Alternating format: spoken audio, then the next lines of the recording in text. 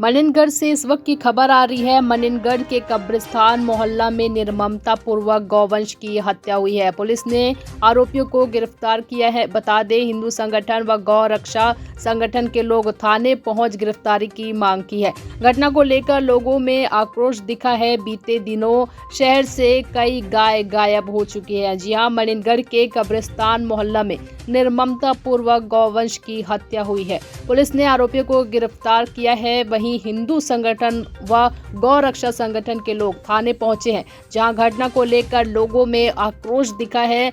बीते दिनों शहर से कई गाय गायब हो चुकी है।